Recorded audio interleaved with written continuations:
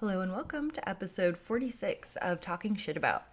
I'm your host, Elizabeth Whipperman, and each month I bring on a guest to talk about something they love, something they hate, something they've been through, or something they just know a lot about, and hopefully by the end we've all learned something. This month I wanted to bring on somebody to talk about suicide because this is a topic that is very close to home for me. As somebody with bipolar disorder, I am uncomfortably likely to die by suicide. It's something that I've struggled with a lot.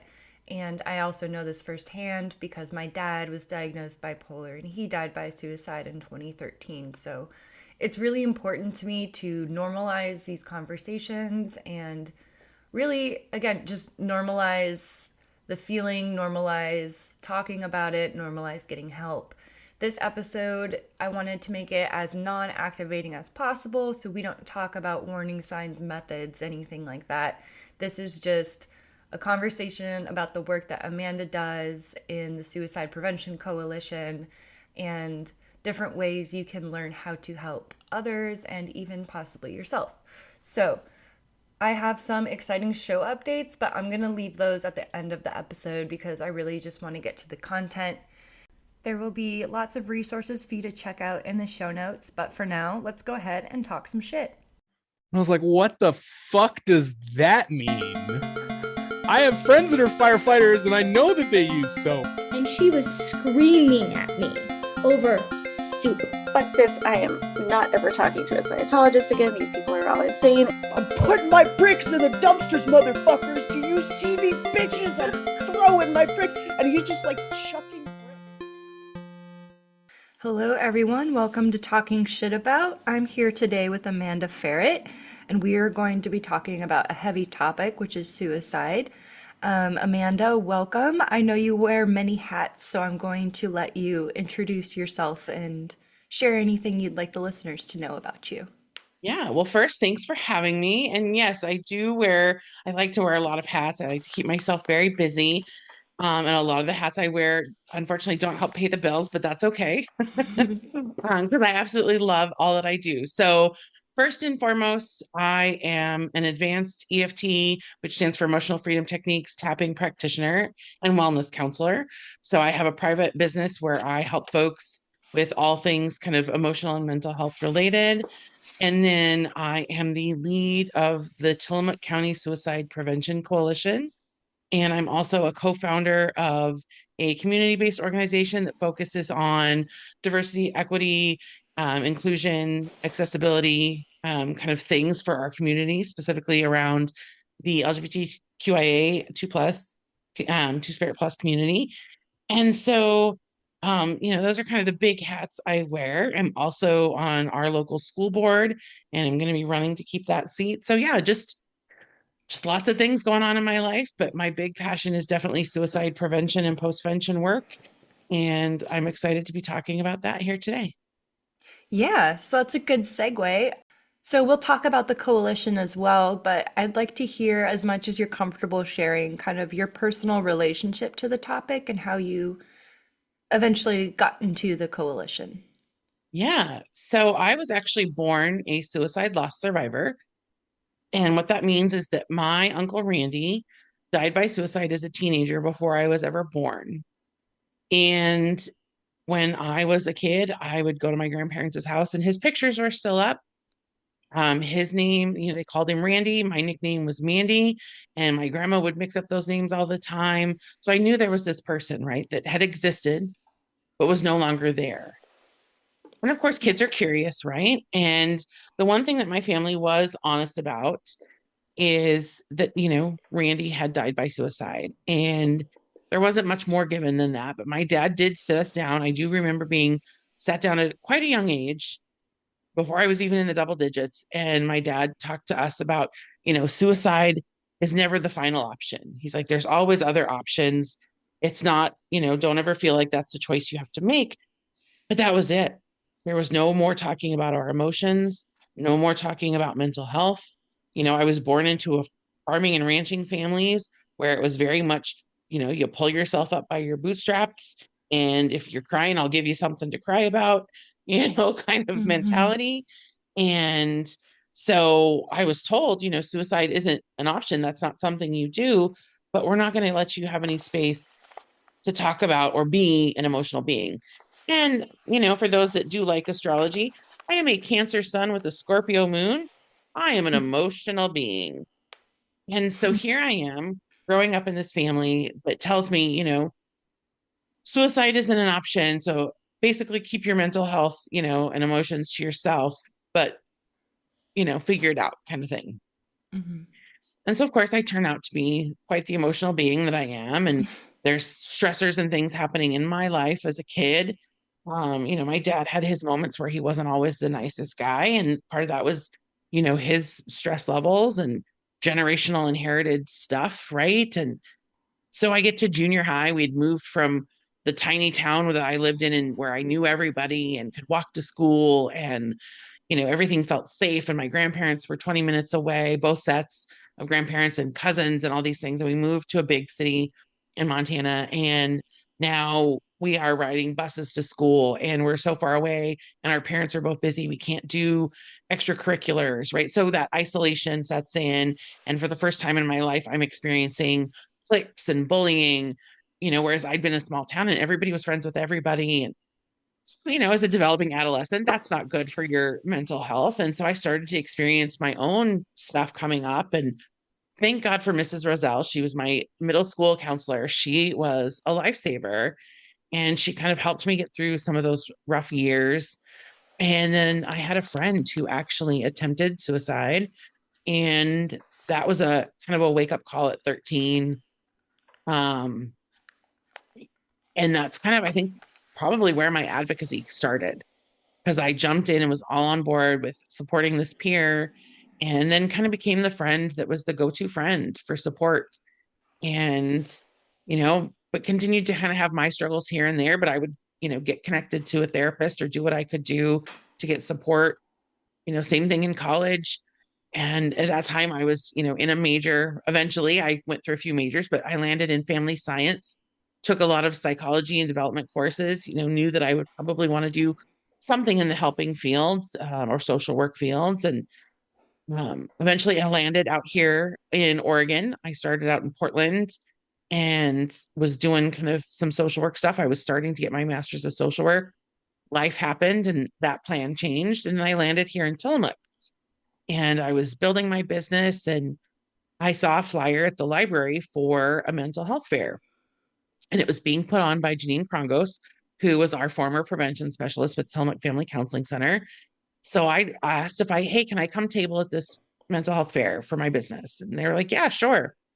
So I went to that and I learned about the coalition and all these other wonderful things happening in our county. And I immediately joined the coalition and started attending the monthly meetings. And then Janine needed a co-chair. And I, was the first to raise my hand and was more than happy to be the co-chair because, again, any way I can be involved in this work. And then Janine transitioned and moved out of Tillamook in December of 2023.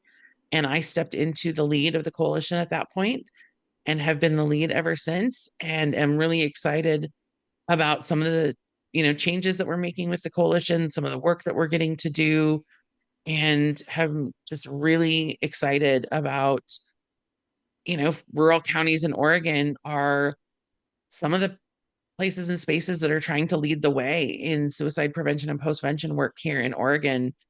And it's exciting to be one of those counties that's getting on board with doing that work. Yes. And I wanted to ask you, what are some of the barriers that we face in a rural community versus like somebody, who's experiencing mental health struggles in like a bigger city? Yeah. So isolation, right, is a big thing here. And that can mean isolation is, the cause of some of the feelings and ideation and behaviors, but it's also makes it hard to get to services. We don't have enough providers here. We are kind of a Passover destination, not a land here and stay here kind of place. So we'll get clinicians that come out, they do what they can to either get their licensure or get their hours and maybe work for, rural programs often have programs that will help pay off student loans. So we kind of get those fly through therapists, or they get here and they realize, this isn't the community that I, thought it was. It's a little more rural or a little smaller than I expected. So we don't get people that land here and then stay here. So we get clinician turnover. So unfortunately for our clients, that turns into kind of a bad taste in their mouth for services. So some people don't want to reach out for services, or they've had a negative experience, and again, they might be in an area where it's impossible to get in. You can't come in and see folks. Insurance can sometimes be a barrier, right? There's not enough providers that work with, we've got a lot of OHP or CCO folks here in our county that utilize state insurance. And so there's only so many providers for that. And so a lot of folks either have to turn to telehealth or find other creative avenues to get the support that they need. And especially if they're seeking a diagnosis, right? That's another barrier. If you're trying to see somebody that, for meds or things like that, there's sometimes these extra steps that you have to jump through that can get really frustrating for folks. And I'm seeing improvements because, again, I'm somebody that I'm in the system myself, as far as like I have my own mental health struggles to this day. I see a therapist, I'm on meds, and I'm not ashamed to share any of that. I have, um, you know, PMDD, and that's been pretty hard to manage. So that causes lots of depression and anxiety. I've faced a lot of loss and grief, and that can take a toll on a person. So my barrier was getting, and I also am neurodivergent. So getting diagnosed with my ADHD and getting the support for that was a huge barrier. Getting in to see anybody that could actually do that kind of diagnostic and prescribing of meds. I was trying to jump through all these different hoops, and I'd go back to my primary care provider, and she'd kind of, we'd take the next avenue, and I'd hit a roadblock, and then we'd come back and try something else and hit another roadblock. And finally, I got a hold of and got set up with a nurse practitioner, a psychiatric nurse practitioner, and got prescribed meds. And now I'm regulated, right? And now my primary care provider feels comfortable taking over the management of those meds. Those are the big barriers for our folks is, access to care, having enough providers. And then the other really big one is stigma. There is still so much stigma, and there's a lot of myths that come with that stigma. So folks believe that if they come into the ED because they're in a mental health crisis and they need that kind of immediate intervention support, that they're going to be immediately put on a 72-hour hold and have all these rights taken away and, end up down this path that they don't want to go down. And that's not necessarily true. And so, again, part of what we are trying to do as a coalition is make sure we do have a good process that feels good to our folks that need it. As far as, when you do come into the ED or when you are experiencing crisis, what does that look like? How are we, handling folks that need that kind of support in a way that feels warm and welcoming and supportive versus punitive? And then, what are we doing to make sure that we can correct some of those myths, erase some of that stigma, and help people realize that it's really brave and it's really hard to ask for help. And asking for help doesn't make you weak. It doesn't make you wrong. It doesn't, any of those negative things. It's actually a sign of strength and vulnerability to say, hey, I'm in crisis. I need help. Please help me. Yeah, the stigma is a big one. Let's go back to the coalition. Will you tell me, I kind of sit on the coalition, so I know this, but for our listeners, what does the coalition do? Well, we used to be, you'd know us for our like rock painting and other events, but we are trying to branch out. So yes, we've had our rock painting events where we will come together and paint rocks and put positive messages on those and put the 988 crisis number on the back and disperse those throughout the county. But now we're making sure we are continuing the QPR trainings, which stands for Question, Persuade, Refer. It's a great kind of 60 to 90 minute introductory suicide intervention prevention training. We are working right now on our suicide response. So if there's been a suicide death in our county, we are working on what that communication and response protocol looks like. And the coalition is taking a big part in helping our postvention lead, Lacey, who's at Tillamook Family Counseling Center, coordinate and get that work done. We got a grant, and we got that a couple of years ago, so that'll wrap up in this June. And we were able to put on an assist training this year with that grant. We did our Hope Fests last year, and the Hope Fests had a QPR training, a resource fair, and a survivor storytelling. And then in May, we are hoping to do kind of a smaller scale event. We've got a room at the library here in Tillamook for a few hours. And so we're still kind of figuring out what that'll look like. But we're going to do big campaigning in May for Mental Health Awareness Month. We do big campaigning in September for Suicide Prevention Awareness Month.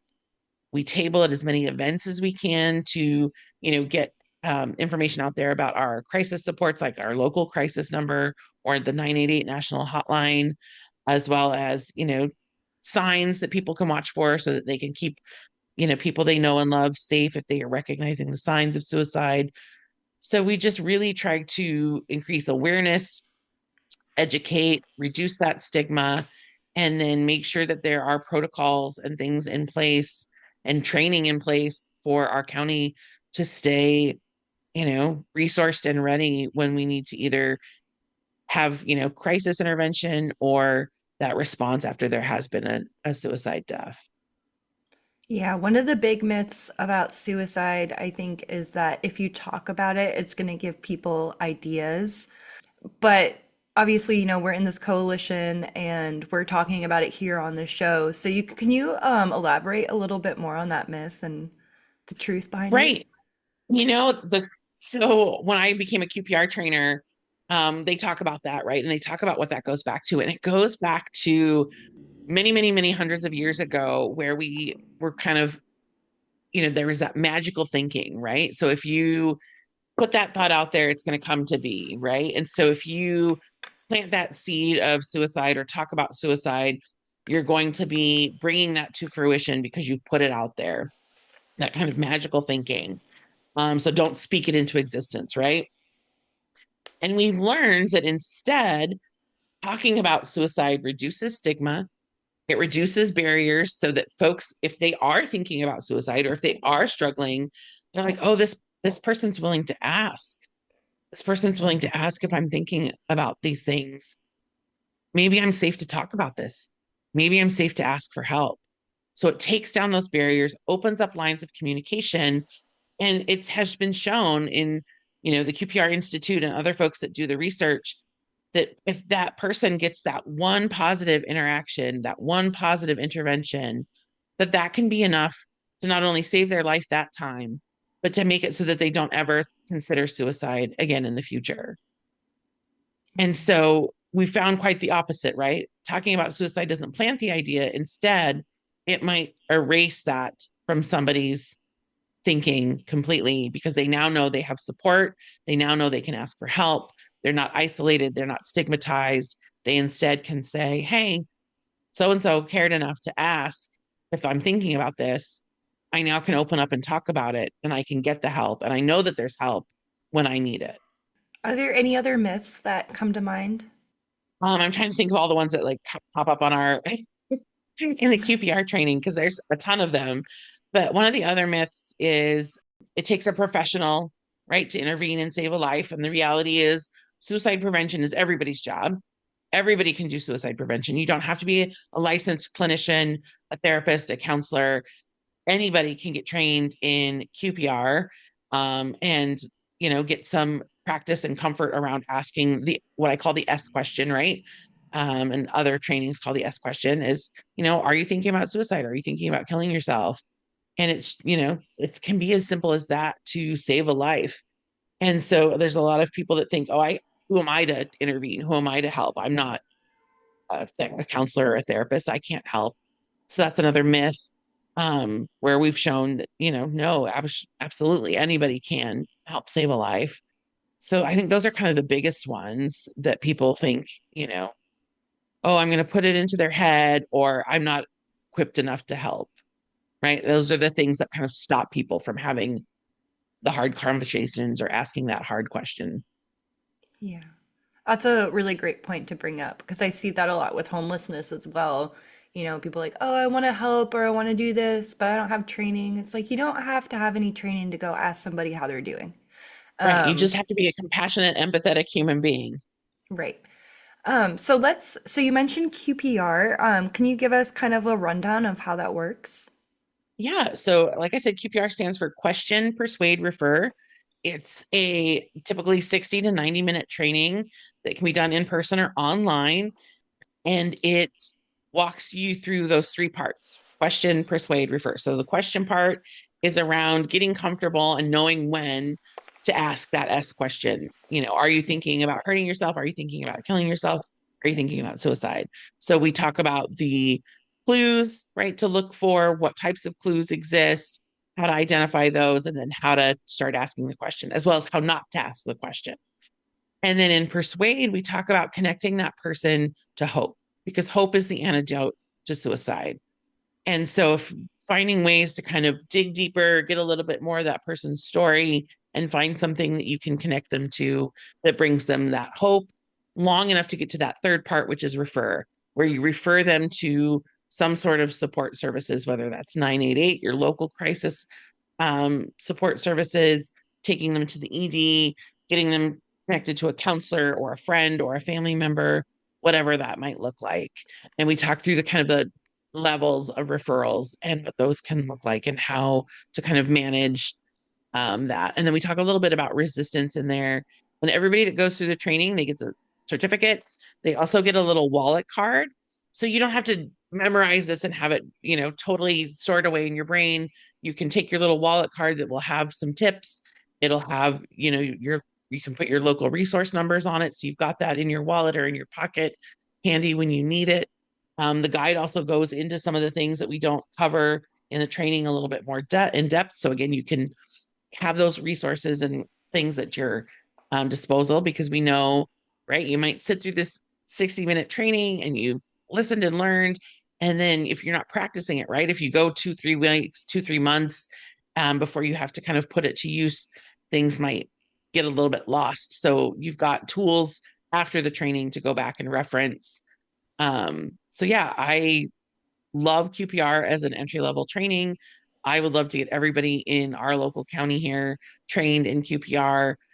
And one of the beautiful things about being in Oregon, where we're at, we have Addie's Act, which is legislation that requires our schools to have at least some baseline suicide prevention training, which typically is QPR. So that's another thing that myself and a couple other members of the coalition who are certified QPR gatekeeper trainers do every year, is work with our 3 school districts to get their staff trained in QPR. That's great. And we also mentioned ASSIST, which I took a couple years ago, which is, let me see if I can remember the acronym. Applied Suicide Intervention something? Nope. Yes, Applied Suicide Intervention Skills Training. Yes. And that one, I would say, is just significantly more in depth Yes. than QPR. Is there anything else you wanted to touch on with ASSIST? Yeah, so ASSIST is a full 2-day training. It goes way deeper. So you're looking at the PAL model. And so you're learning how to take what you learn in QPR and extrapolate it and take it even to a bigger picture. So you're learning how to really assess where somebody's at in their PAL model, and then meet them where they're at and walk them through that to get them to the other side and get them safe. And so it's way more in depth. There's role plays involved, and there's also unpacking your beliefs around suicide and your experiences with suicide. So it can get a little bit personal, gets a little more in depth, but it's a wonderful training if you're somebody that wants to, or is in a profession where suicide prevention and intervention is more of a part of what you do, or is of more interest to you. Because I took it a couple of years ago as well, and I just sat in and supported our ASSIST training that we did last month. And so kind of got a refresher, right? And it's wonderful to watch. I was watching the folks go through it and watching them kind of have those moments of like, I didn't, realize how much suicide had impacted my life, or how much I had, even experienced things around suicide loss, or that I held these beliefs, and like watching them unpack that and then start to learn the skills and then putting them into practice, and then having them, we close it out in a beautiful way at the end of day 2, and having them walk out of that room knowing that, we trained 12 people this last time. So it was really beautiful to watch these 12 people knowing I'm setting them free into our county as these beautifully skilled folks that care deeply about taking care of the folks in our community and making sure we keep them safe. But it definitely, you've got to be ready to go deeper because Yeah. it really gets in there. But again, you've then got this beautiful PAL model that takes everything a step further. And again, you leave with a wallet card, you leave with a resource book, right? You've got those things handy. So again, it just takes that ability to intervene several steps deeper than QPR does. Yeah, I loved the assist training. I loved gaining the skill of like looking for the silver linings, but not Yes, just throwing on platitudes or, oh, it's gonna get better, because that shit just does not work. But, being able to really listen to what someone's saying, looking for the untold story, yes, um, of, like, oh, I miss my mom. Well, tell me about your mom. And, that might be a support or it might not be. And then you right. move on and try to find something else. But that skill is so helpful. Yeah, I highly recommend, well, both the trainings, but especially assist for anyone, like you said, who has a job that could benefit from it or just think they could benefit from it in general. Was there anything else you wanted to throw in there before I move on? Well, just if people are ever curious about training, so we here in Oregon, OHA and some others have developed what we call the Big River model.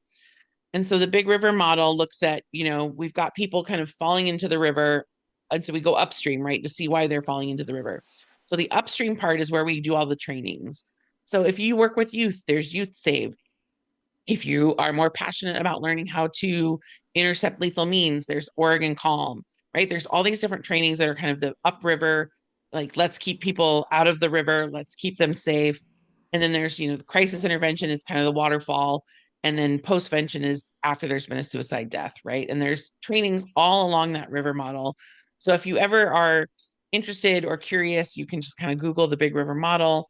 Oregon is also an amazing state where OHA has done some really beautiful work around like a youth suicide model and an adult suicide model and just wonderful stuff. So if you are somebody that likes to go down those rabbit holes and learn more, go ahead and Google because again, OHA and other entities continue to do really great work here in Oregon. Yes. So for people who are struggling personally with suicide or just, need some support, how can they get that? Again, the first part is, not being afraid to ask. So here locally in Tillamook County, we have our local crisis hotline, which is run through Tillamook Family Counseling Center. And the number for that is 503-842-8201. And then if you do call that, I recommend you press 0 and immediately ask for the crisis team, and they'll put you right through. So again, 503-842-8201, press 0 and ask for crisis team. I'm also a constant observer at our ED. So if folks come into our ED, we will activate that kind of crisis response for you, as well as support you in that moment and keep you safe. And then if folks are just kind of, maybe not at that level of needing that, kind of crisis intervention, but you just need some support, 988 is a wonderful resource. You can call 988, you can text 988, or you can get online and chat with them through their website. And I've actually tested it out. I tested out the chat feature specifically um, because I wanted to see what I'm recommending to folks. I wanted to give it a try. And I let them know, hey, I'm a coalition lead and a professional here in Tillamook County. I'm testing this out because I provide this information all the time. I want to see what it's like for myself. And they were open to that. And we kind of walked through how it works. And what I've learned about 988 is they will they will support you in that moment, and then they're going to refer you back to your local resources. But they base that off of if you don't share where you're at, they base that off of the area code of your phone number. So if you're like me and have moved from somewhere else, right? I used to have a Montana area code.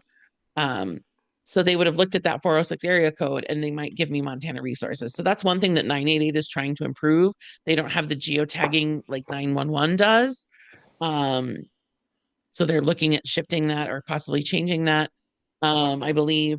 But so if you do utilize 988, let them know where you're at locally so that they can support you in connecting you to local resources. Um, but yeah, and if you are listening to this and you are somewhere else in the world Googling your local crisis support services or calling, 211 info. Our local 211 info person is actually QPR trained. I trained her myself, and she's She's wonderful. amazing. She is amazing, and she is wonderful about making sure she's got, um, the latest on all of our local resources. And so, yeah, just making sure kind of have those numbers handy. Or there's tons of apps and things out there now, like BetterHelp and things like that.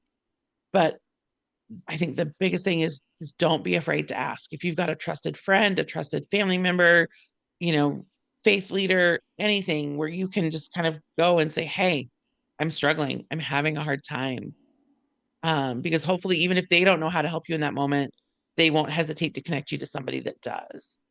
And another thing I'll throw in there for people who need support and need to get out of their home for whatever reason, whether that be for safety or overwhelmed, but don't want to go into a hospital, there are respite homes. A lot of them run by peers, which is a good in between. So you can also look for that, like you said, 211, to find those resources. So obviously, taking the trainings to be aware of signs and how to support people. But do you have any other recommendations for people who want to support a loved one or a friend who's dealing with suicidal ideation? Yeah, the biggest thing is to make sure you are not projecting any judgment, right? We want to stay open and allow them to kind of share their experience as it is. We want to let them know that they're safe to be honest and be vulnerable. So just have that ability, have the time and the space to listen with an open mind, free of judgment. And again, remembering that hope is the antidote to suicide. So anything you can do to connect them to hope, right? And so another thing that we found, this is not necessarily a myth, but it's something that they've learned, is the old way was always those no suicide contracts, right? Well, I'm gonna write this down. I'm gonna have you sign this that you're not gonna hurt yourself. Those have been proven to be fairly ineffective. Well, we all have experience making promises, or we all have experience making future plans, right? And it doesn't always feel good if we cancel those future plans, or we don't kind of show up if somebody's expecting us, or we've made that kind of social contract, so to speak, with somebody. So that's actually been shown to be more effective. Hey, I'm going to church on Sunday. Are you willing to come with me? Or hey, I'm going to give you a call this weekend. Is Saturday or Sunday better? Right? Those kinds of things where you're connecting to something in the future and there's a little bit of a social contract, but you're not just saying, here, sign this piece of paper telling me you're not going to harm yourself. Right? But there's some sort of human connection or connection to something in the future that's actually been proven more effective. So if you can't do anything else, but you can do that, that's going to be super helpful for somebody that might be having suicidal ideation or be in crisis. Exactly. I had a friend going through something and I had just gotten off work and I was, she was saying she didn't feel safe. So I was working at a pizza place. And so I brought home a pizza and I just sat at her house and was like, all right, you can just sit there and lay in bed and talk at me and cry and eat pizza and I'll just sit here. And that was enough for what she needed in the moment. So, don't panic. There's always going to be some panic if you care about somebody, but, Right. just be there. And again, you can always, if you're worried about somebody else and you need support, 988 is something that you can utilize for yourself as well. Like, hey, I've got this friend, I'm worried about them. Can you help me in supporting them? 988 isn't just a resource for those in crisis, it can support those that are supporting those in crisis. That's great to know. Yes. Is there anything else you would like to share or touch on before we wrap up for today? Well, if people are interested in supporting the coalition, we're always looking for new volunteers and new members. It's really easy to reach out to me. It's just tcspcinfo@gmail.com. TCSPC standing for Tillamook County Suicide Prevention Coalition, info@gmail.com. And yeah, we would love to have more folks join the coalition.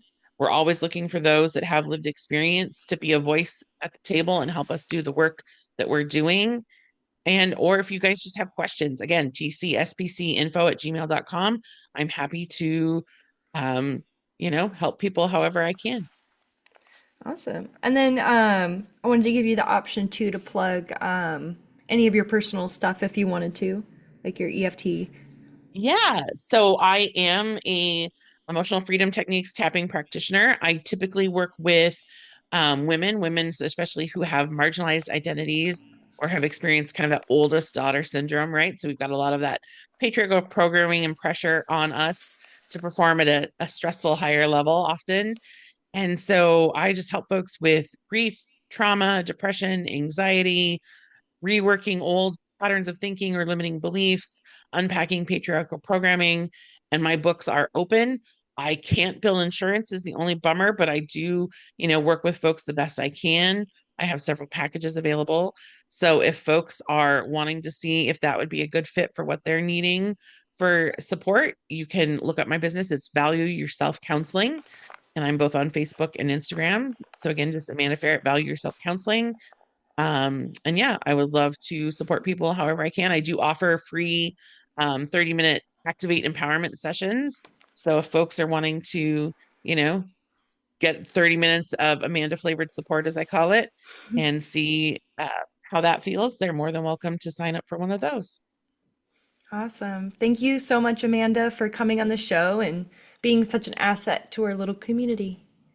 Well, thank you so much for having me. And I look forward to continuing to be a vital part of all things here in Tillamook County. It's been a joy to move here and become such an integrated part of this community and get to do all these things for it to, I really want us to be ahead of the curve in some of the stuff that, I know OHA and other entities are working on, and just be one of those rural counties that is kind of paving the way versus playing catch up. So I'm excited to continue to get to do all this work. Awesome. Thanks, Amanda. Thank you.